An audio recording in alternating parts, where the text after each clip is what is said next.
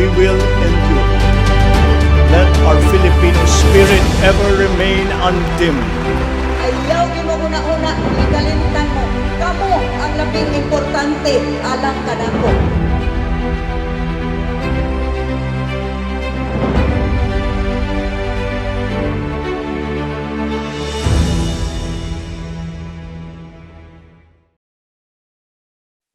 Sa ating sitwasyon ng pangkalusugan, nariyan pa rin ang banta ng COVID-19. Pero hindi na natin kakayanin ang isa pang lockdown. Wala na tayong gagawing lockdown. Dapat natin balansehin ng maayos ang kalusugan at kapakanan ng ating mga mamamayan sa isang banda at ang ekonomiya naman sa kabilang banda. I will not and never again accept a lockdown. I'll fight for Cebu and the Cebuanos because Cebu is moving on and moving forward.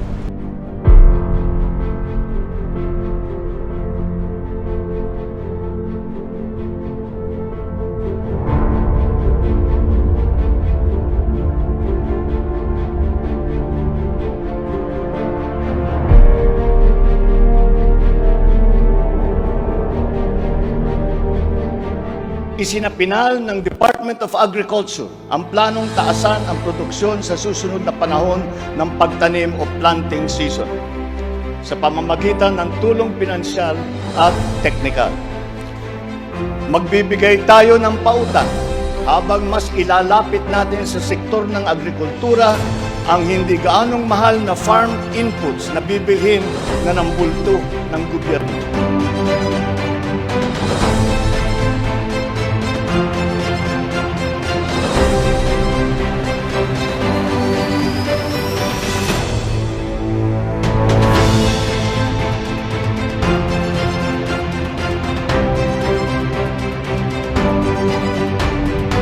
They say that each brand has a story.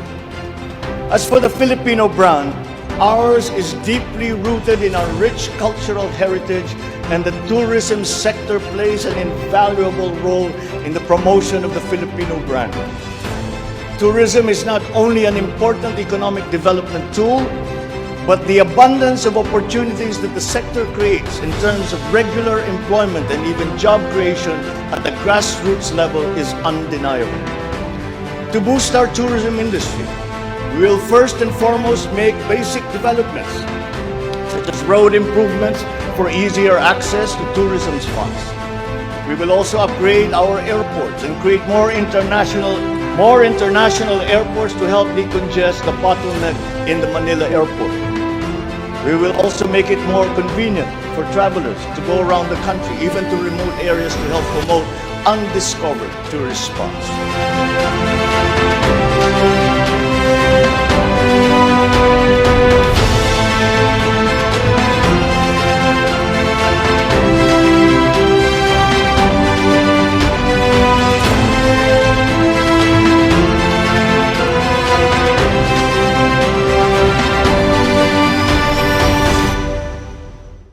Ang edukasyon ay ang tangi nating pamana sa ating mga anak na hindi mawawaldas. Kaya anumang gastusin sa kanilang pag-aaral ay hindi tayo nagtitipid. Hindi rin tayo nagtatapon. I'm talking about materials that are necessary for effective teaching in this day and age. Children now need connectivity to the internet. They need devices to use. They need computers, educational tools.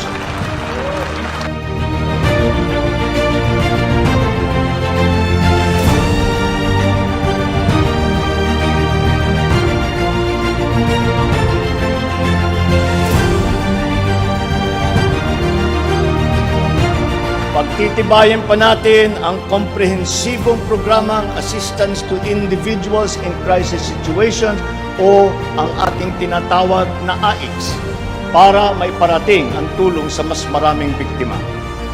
Hindi natin papahirapan ang mga biktima ng krisis na dudulog sa ahensya. Gagawin nating simple ang proseso ng paghingi at pagparating ng tulong.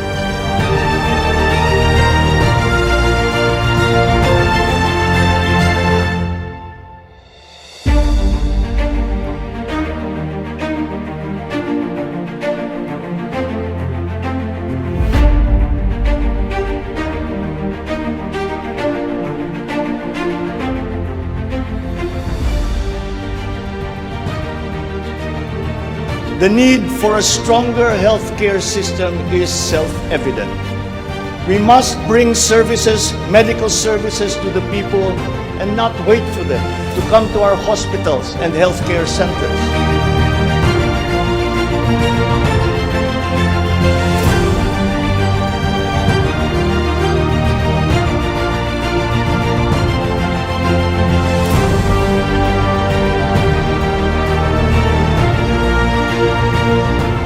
We must keep the momentum and aspire to build better, more.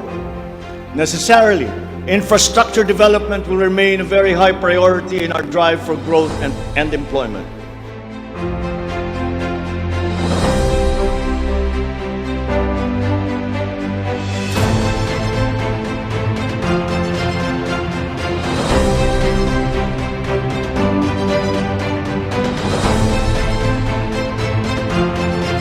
Our demand for energy far exceeds our reliable supply. We must increase the level of energy production. We must look at every possible option that would be appropriate for the Philippine situation.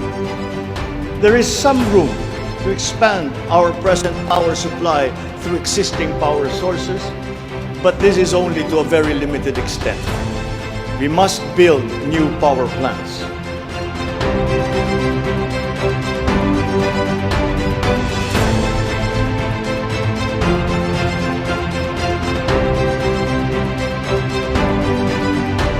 We will also look into the precarious fresh water supply situation in the country, especially in our urban areas.